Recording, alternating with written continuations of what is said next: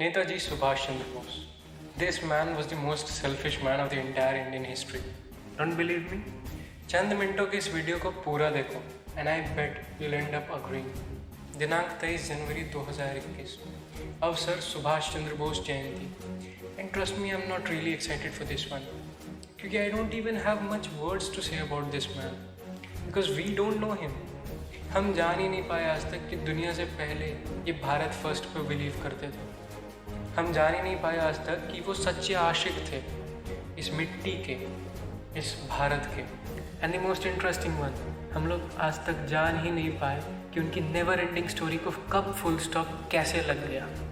Well, full stop often ends the story, but hey my dear friend, आज तो उनकी कहानी शुरू हुई थी और ये तो ऐसी कहानी है जिसका कोई एक फिक्स्ड अंतिम सिरा है ही नहीं.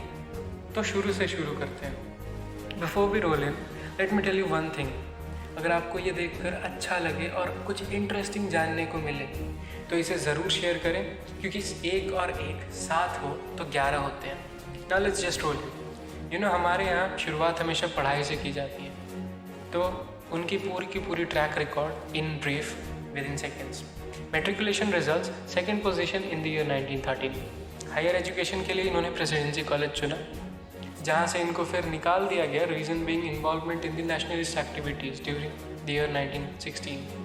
उसके बाद इन्होंने स्कॉटिश चर्च कॉलेज में एडमिशन लिया, बीए इन फिलोसफी कंप्लीट की with first class score. Indian civil services में 4th रैंक आने के बाद भी ही रिजाइन जस्ट क्योंकि भारत को आज़ाद कराना था. How selfish is that dude. I mean, ऐसा कौन करता है यार. इसके बाद इन्होंने स्वराज न्यूज़पेपर का गठन किया था for the promotion of the Bengal provincial Congress committee. और by the way, moving ahead, मुझे एक बात बताओ, आज तक कितनी बार जेल गए हो?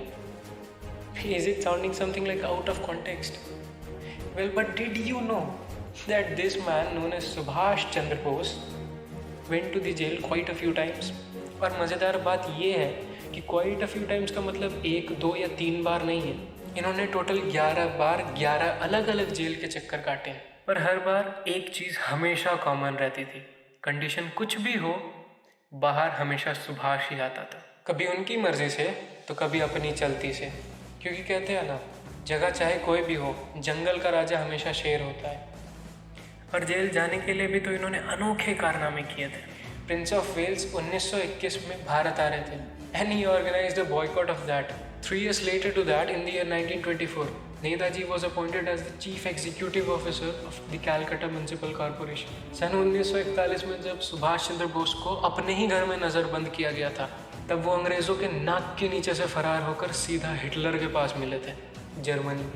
हिटलर से मिलने के बाद भारत के बाहर इन्होंने भारत की सेना का गठन किया था. नारा एक, चलो दिल. उनके इतने कारनामों के बाद भी, believe you me, I'll still say this man was a selfish man.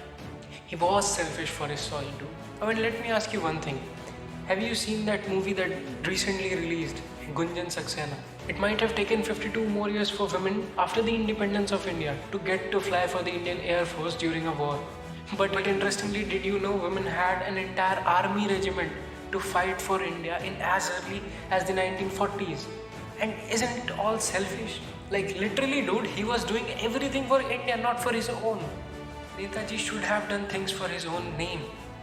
अगर किया होता तो शायद वो हमारे पहले प्रधानमंत्री भी हो सकते थे. शायद जो उनके अपने ही देश में उनके दुश्मन थे वो ना बनते. शायद 1945 की उस फ्लाइट से वो वापस भी आ जाते. शायद फिर उनकी कभी ऐसी गुमनाम मौत ना होती. शायद आज हमारी बुक में उनकी भी बड़ी बड़ी तस्वीरें आती. ज़्यादा से ज़्यादा क्या होता, रोज़ रोज़ घुट घुट कर जीना पड़ता, रोज़ रोज़ किसी और का हुक्म मानना पड़ता, किसी और के हिसाब से जीना पड़ता. हाथ फैलाने से भीख मिलती है, आज़ादी नहीं. वहीं आज़ादी खून मांग, चरखा नहीं. I do not know how many of us who are going to participate in the coming battle will survive to see India free. But whether we survive or not, whether we individually live to see India free or not, we are confident that India shall be free.